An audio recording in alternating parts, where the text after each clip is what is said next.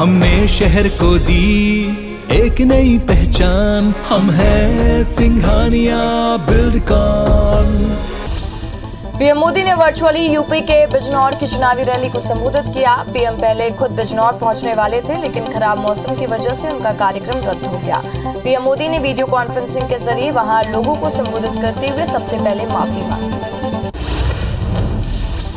PM Modi ने विपक्ष पर हमला बोलते हुए कहा कि 2017 से पहले यूपी में विकास की नदी का पानी ठहरा हुआ था। ये पानी नकली समाजवादियों के परिवार के, उनके करीबियों के में ठहरा हुआ था। इन लोगों को आमजन की प्यास से कभी कोई मतलब नहीं रहा, वो सिर्फ अपनी प्यास बुझाते रहे। सपा पर निशाना साधते हुए पीएम मोदी ने आगे कहा, अपना स्वार्थ सोचने वाली हर बहाव को सोख लेती है। अपना घर भर लेने की ये प्यास गरीबों को घर नहीं देने देती थी। अपनी जेबें भर लेने की ये प्यास गरीब का राशन चट कर जाती थी। संसद में राष्ट्रपति के अभिभाषण पर चर्चा आज भी जारी रहेगी। आज शाम को लोकसभा में पीएम नरेंद्र मोदी राष्ट्रपति के अभिभाषण के धन्यवाद प्रस्ताव पर बहस का जवाब देंगे। लोकसभा में प्रधानमंत्री मोदी का जवाब संबद्ध केंद्रीय गृह मंत्री अमित शाह के ओवैसी पर हुए हमले पर विस्तृत जवाब के बाद होगा। एआईएमआईएम प्रमुख असाउद्दीन ओवैसी की कार पर हुए हमले को लेकर आज गृह मंत्री अमित शाह ने संसद में बयान दिया है। उन्होंने राज्यसभा में कहा कि उनके खतरे का मूल्यांकन कराया गया है और जे श्रेणी की सुरक्षा दी गई थी, लेकिन ओवैसी ने सुरक्षा लेने से इनकार कर दिया है। मैं उनसे निवेदन करूंगा कि वो तुरंत ही सुरक्षा ले लें। यूपी के बिजनौर पहुंचे सीएम योगी ने कहा कि डबल इंजन की सरकार ने यूपी में जनता को हर सुविधा डबल और ट्रिपल तरीके से दी है। आज से 5 साल पहले इस पश्चिमी यूपी की हालत क्या हुआ करती थी। हर पर्व के पहले यहाँ दंगा होता था और हर दंगे के बाद महीनों तक कर्फ्यू चलता था। उत्तर प्रदेश विधानसभा चुनाव के लिए कांग्रेस ने अपने 28 उम्मीदवारों की घोषणा की है। इनमें 10 महिलाएं शामिल हैं। पार्टी ने अभी तक मुख्यमंत्री योगी आदित्यनाथ के खिलाफ अपने उम्मीदवार के नाम की घोषणा नहीं की है। इस लिस्ट में उत्तर प्रदेश 6वें और 7वें चरण के उम्मीदवारों के नाम शामिल हैं। सपा अध्यक्ष अखिलेश यादव ने बीजेपी पर निशाना साधते हुए बीजेपी से ज्यादा झूठ बोलने वाली पार्टी कोई नहीं है, ये कहा है। देश में सबसे ज्यादा असुरक्षित महिलाएं अगर कहीं हैं तो उत्तर प्रदेश में है। महिला कमीशन को सबसे ज्यादा शिकायतें अगर कहीं से आई है तो वो यूपी से आई हैं। सबसे ज्यादा फेक एनकाउंटर भी यूपी में हुए हैं। पंजाब में चरणजीत सिंह चन्नी को कांग्रेस का सीएम उम्मीदवार बनाने के बाद नवजोत सिंह सिद्धू का बयान सामने आया है। सिद्धू ने कहा कि पंजाब मॉडल को लागू करने की जिम्मेदारी चन्नी की है, सिद्धू की है और सिद्धू पंजाब के साथ खड़े रहे हैं और आगे भी खड़े रहेंगे। फैसला हाईकमान का था और हम हाईकमान के लिए प्रतिबद्ध हैं। अभिनेता अक्षय कुमार को उत्तराखंड का ब्रांड एम्बेसडर बनाया गया। सीएम पुष्कर सिंह धामी ने बताया कि अक्षय कुमार को हमारे राज्य में एम्बेसडर बनाने का प्रस्ताव दिया था, जिसे उन्होंने स्वीकार कर लिया है। वहीं आज अभिनेता ने देहरादून में सीएम धामी से मुलाकात भी की है। सीएम धामी ने सुपरस्टार अक्षय कुमार को पहाड़ी टोपी पहनाई और फूलों का गुलदस्ता देकर स्वागत किया। वहीं सीएम ने उन्हें उपहार के तौर पर केदारनाथ मंदिर की प्रतिमूर्ति भी भेंट की। फिलहाल अक्षय कुमार मसूरी में ही काफी दिनों से अपनी आने वाली फिल्म की शूटिंग कर रहे हैं। केंद्रीय स्वास्थ्य मंत्री मनसुख मंडाविया ने सदन मिशन इंद्रधनुष 4.0 का शुभारंभ किया। अभियान के तहत वंचित बच्चों का 3 चरणों में टीकाकरण होगा। अभियान का पहला चरण 13 फरवरी तक चलेगा। जन्म से 2 साल तक के बच्चों को 9 प्रकार की बीमारियों से बचाने के लिए अभियान की शुरुआत हुई है। महाराष्ट्र की राजधानी मुंबई के शिवाजी पार्क में रविवार को लता मंगेशकर को अंतिम विदाई दी गई। वहीं आज भी लोगों ने लता दीदी को शिवाजी पार्क में श्रद्धांजलि अर्पित की। सुबह से कई प्रशंसक शिवाजी पार्क पहुंचे और उनको नमन किया। स्वर कोकिला लता मंगेशकर के भतीजे आदित्यनाथ मंगेशकर ने शिवाजी पार्क से उनकी अस्थियां एकत्रित की और कल पूरे राजकीय सम्मान के साथ लता मंगेशकर का अंतिम संस्कार किया गया था। मल्टी आर्गन फेलियर की वजह से कल स्वर कोकिला लता मंगेशकर का निधन हुआ था। मध्य प्रदेश के मुख्यमंत्री शिवराज सिंह चौहान ने स्वर कोकिला लता मंगेशकर की याद में स्मार्ट सिटी पार्क में पौधारोपण किया और लता दीदी को मध्य प्रदेश की बेटी बताते हुए उनको भावपूर्ण श्रद्धांजलि दी। सीएम ने कहा, लता जी के गीत उनके अंदर नव उत्साह का संचार करते हैं।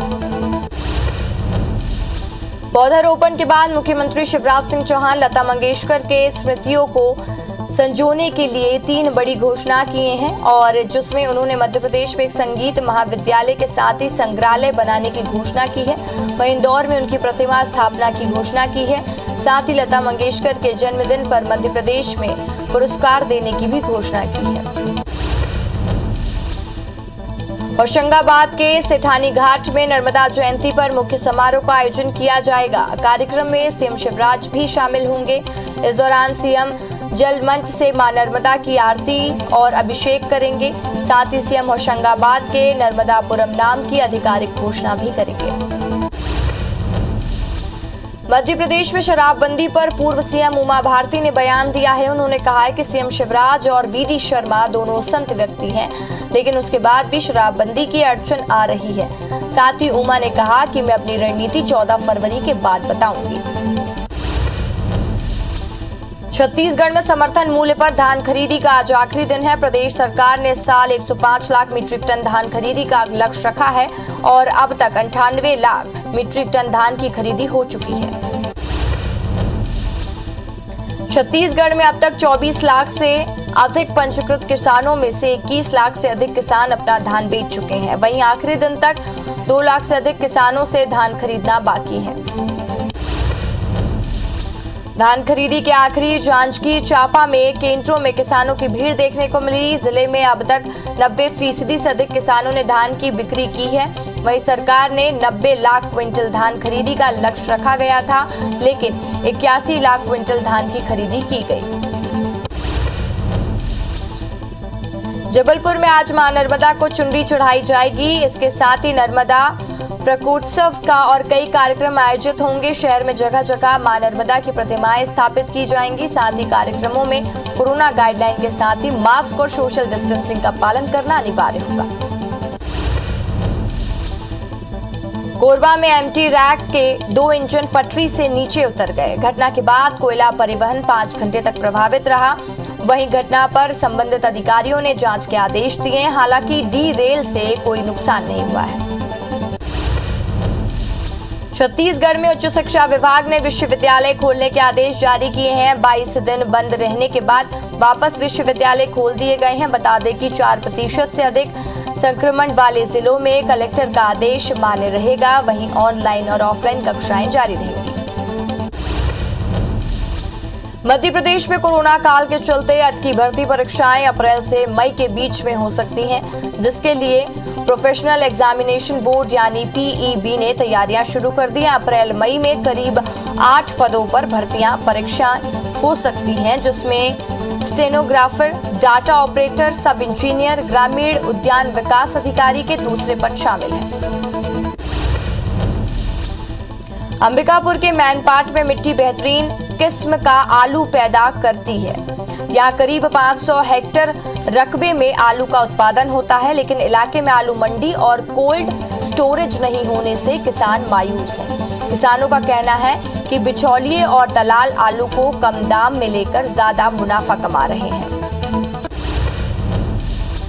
इंदौर में शासकीय मृणालय परिसर में स्थित 4 बिल्डिंग जर्जर हो चुकी है, जिसका संभागायुक्त पवन कुमार शर्मा ने निरीक्षण किया और चारों बिल्डिंग का जायजा लेते हुए एक बिल्डिंग को डिसमेंटल करने की बात कही और साथ ही जबकि बाकी बिल्डिंगों को शिफ्ट करने की तैयारी की जा रही है।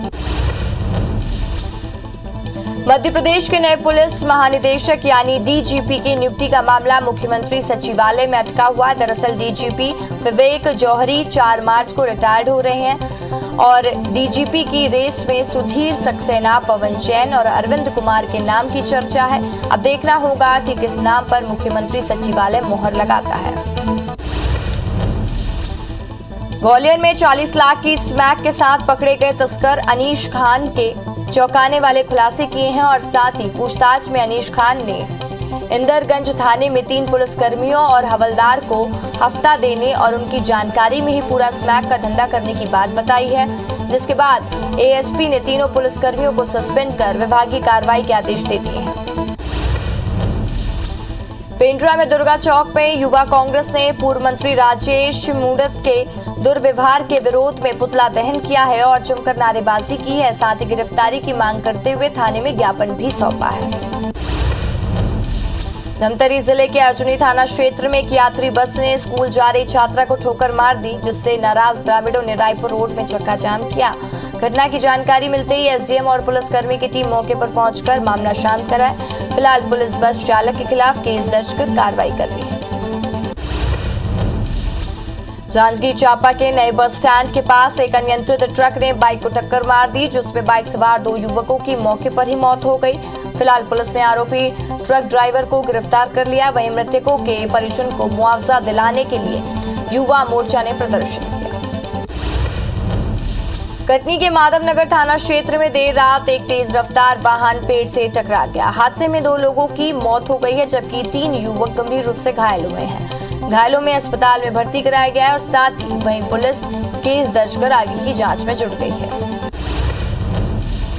धमतरी जिले के नगरी में तेज रफ्तार बाइक की ठोकर से शिक्षक की मौत हो गई है। चिपली निवासी शिक्षक नगरी के एटीएम से रुपए निकालने गया था, जहां दूसरे एटीएम में जाने के लिए सड़क पार कर रहे थे। उसी दौरान आरोपी बाइक चालक ने एक्साइज बैंक के सामने से टक्कर मार दी, जहां हादसे में घायल शिक्षक की इलाज के दौरान मौत हो गई। बिलासपुर में नाबालिग का अपहरण करने के बाद उसकी हत्या कर दी गई। अपहरणकर्ताओं ने 50 लाख रुपए की मांग की थी। जानकारी के अनुसार मृतक 10वीं कक्षा का छात्र था, जो रविवार देर शाम घर से निकला था, तभी उसका अपहरण कर लिया गया। तभी तारबहार थाना पुलिस ने शव को बरामद कर जांच शुरू कर दी है। बिलासपुर में छात्र के किडनैपिंग और मर्डर केस में पुलिस ने 3 आरोपियों को गिरफ्तार किया। बताया जा रहा है कि पहचान के डर से युवक ने दोस्तों के साथ मिलकर नाबालिग रेहान की हत्या कर दी है और आरोपियों ने छात्र के परिजनों से 50 लाख की फिरौती मांगी थी, फिर बाद में उसकी हत्या कर दी।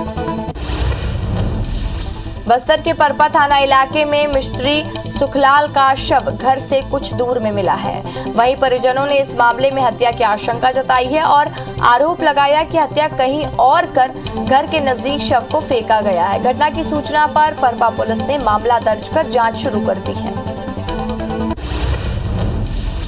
टीकमगढ़ जिले के बुटेरा थाना क्षेत्र में 8 साल की बच्ची के साथ नाबालिग लड़के ने रेप की घटना को अंजाम दिया। घटना के बाद देर रात बच्ची को जिला अस्पताल में भर्ती कराया गया है, जहां उसकी हालत गंभीर बनी हुई है। मामले को गंभीरता से लेते हुए पुलिस ने केस दर्ज कर आरोपी की तलाश शुरू कर दी है। बसना में लव जिहाद मामले में इसके खिलाफ सर्व हिंदू समाज ने मोर्चा खोल दिया है। नगर के मुख्य चौक पर लड़की के परिजन समेत समाज के लोगों ने आरोपी इरफान की गिरफ्तारी और लड़की को वापस सौंपने की मांग को लेकर पुलिस को ज्ञापन दिया। समाज के लोगों ने आज बाइक रैली भी निकाली। डोंगरगढ़ में गेंदा टोला थाना क्षेत्र में मामूली विवाद के कारण ससुर ने अपनी बहू की हत्या कर दी। फिलहाल पुलिस ने आरोपी ससुर को गिरफ्तार कर लिया, साथ ही आगे की कार्रवाई शुरू कर दी है। पुलिस के मुताबिक बीते कई दिनों से दोनों के बीच विवाद चल रहा था। मुरैना में पति ने पत्नी की गला दबाकर हत्या कर दी। बताया जा रहा है कि मामूली विवाद के चलते पति ने पत्नी की हत्या कर दी है। घटना के बाद से आरोपी पति फरार है। वहीं कैलारस थाना पुलिस ने मामला दर्ज कर आगे की जांच शुरू कर दी है। निवाड़ी जिले के पृथ्वीपुर में झाड़ियों में एक महिला की संदिग्ध परिस्थितियों में लाश मिली है। महिला का शव मिलने से इलाके में सनसनी फैल गई। घटना के बाद मौके पर पहुंची पुलिस ने शव को कब्जे में लेकर शिनाख्त कराई। महिला पृथ्वीपुर के आयुष विभाग में पदस्थ थी। वहीं पुलिस ने मामले में हत्या की आशंका जताई है। भिलाई में आईआईटी ग्राउंड में एक युवक ने आपत्तिजनक स्थिति में लाश उसकी मिली है और घटना की जानकारी ग्राउंड में पहुंचे युवकों ने पुलिस को दी। सूचना मिलते ही मौके पर पहुंची पुलिस ने शव को पोस्टमार्टम के लिए भेज दिया। साथ ही अज्ञात के खिलाफ केस दर्ज कर आगे की जांच शुरू कर दी है। बलरामपुर में 8 साल की बच्ची पर उसकी बुआ द्वारा प्रताड़ित करने का मामला सामने आया। दरअसल बच्ची बुआ के घर पढ़ने आई थी, लेकिन उसकी बुआ उसे लगातार प्रताड़ित करने शुरू कर दी और घटना की जानकारी मकान मालिक ने कोतवाली पुलिस को दी। वहीं पुलिस जांच में बच्ची के हाथ पर गहरे घाव पाए गए। फिलहाल पुलिस पीड़िता को अपने साथ ले गई है। मुरैना में एक युवक की प्रेमिका के परिजनों ने बेरहमी से पिटाई कर दी। दरअसल युवक अपनी प्रेमिका से मिलने उसके घर पहुंचा था। इस दौरान प्रेमिका के परिजनों ने लाठी डंडों से युवक की पिटाई कर दी। घटना का वीडियो भी सोशल मीडिया पर वायरल हो रहा है। समाजवादी पार्टी ने उत्तर प्रदेश विधानसभा चुनाव के लिए आज 24 उम्मीदवारों की एक लिस्ट जारी की है। पार्टी ने गोरखपुर सदर से उत्तर प्रदेश के मुख्यमंत्री योगी आदित्यनाथ के खिलाफ दिवंगत उपेंद्र शुक्ला की पत्नी शुभापति शुक्ला को टिकट दिया है। बता दें कि शुक्ला बीजेपी के क्षेत्रीय अध्यक्ष रह चुके हैं और 2018 में गोरखपुर लोकसभा उपचुनाव लड़ चुके हैं।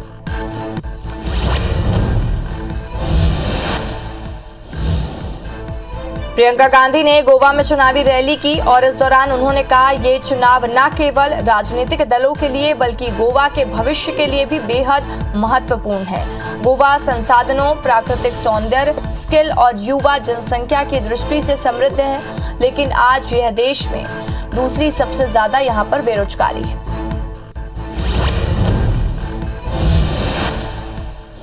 कोरोना के मामलों में गिरावट आने के बाद चुनाव आयोग ने पार्टियों को लेकर चुनावी रैली करने की इजाजत दे दी है और इसके लिए कुछ शर्तें भी लगाई गई है। रैली के दौरान मैदान में उसकी कुल क्षमता 30% भीड़ से जुटाई जा सकती है। वहीं इंडोर हॉल में 50% मौजूदगी के साथ सभा करने की परमिशन मिली है। पदयात्रा, बाइक रैली और जुलूस निकालने पर पहले की तरह रोक जारी रहेगी।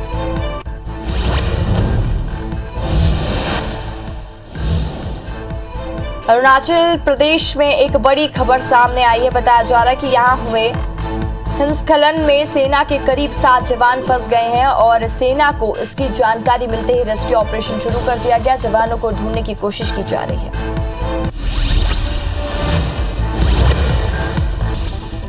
मध्य प्रदेश में हवाओं का रुख बदलने से दिन में तापमान में बढ़ोतरी हो रही है। वहीं बीते दिनों कई तेज धूप और रात में ठंडी हवाओं ने लोगों को परेशान कर दिया। मौसम विभाग के मुताबिक आगामी 2 दिनों तक दिन और रात के तापमान में बढ़ोतरी होगी और 10 फरवरी से तापमान में गिरावट के आसार हैं। छत्तीसगढ़ मौसम विभाग के अनुसार प्रदेशवासियों को अब ठंड से राहत मिलेगी। वहीं 10 फरवरी से फिर से तापमान बढ़ने की संभावना है। बीते दिनों से न्यूनतम तापमान में लगातार बढ़ोतरी हो रही है। इसके साथ ही मौसम वैज्ञानिकों ने आने वाले दिनों में प्रदेश के तापमान में 4 से 5 डिग्री तक बढ़ने की संभावना जताई है। अंबिकापुर के युवाओं ने जानवरों को सुरक्षित रखने के लिए बेजुबान फाउंडेशन के नाम से अभियान शुरू किया है, जिसके तहत स्ट्रीट डॉग की देखभाल की जाएगी। साथ ही घायल कुत्तों का इलाज भी किया जाएगा। वहीं छत्तीसगढ़ में 24 घंटे के अंदर कोरोना के 976 नए मरीजों की पहचान हुई है, जिससे प्रदेश में एक्टिव मरीजों की संख्या 16,608 पहुंच गई है। वहीं 9 मरीजों की मौत भी हुई है। छत्तीसगढ़ में 1,241 मरीज ठीक भी हुए हैं। सबसे ज्यादा 198 मरीज दुर्ग में मिले हैं। मध्य प्रदेश में भी कोरोना संक्रमण अब कम होने लगा। प्रदेश में 24 घंटे के अंदर कोरोना के 5,171 नए मामले सामने आए हैं। वहीं जिससे मध्य प्रदेश में एक्टिव मरीजों की संख्या 44,778 हो गई है। वहीं 24 घंटे में 6 मरीजों की मौत भी हुई है, जबकि प्रदेश में 8,373 मरीज ठीक भी हुए हैं। भोपाल में अब भी करीब 2 से 2.5 लाख लोगों को वैक्सीन का दूसरा डोज लगना बाकी है। शहर में अब तक 22,69,749 को पहला डोज और 20,26,109 को दूसरा डोज लग चुका है, जबकि 61,753 को बूस्टर डोज लगा है।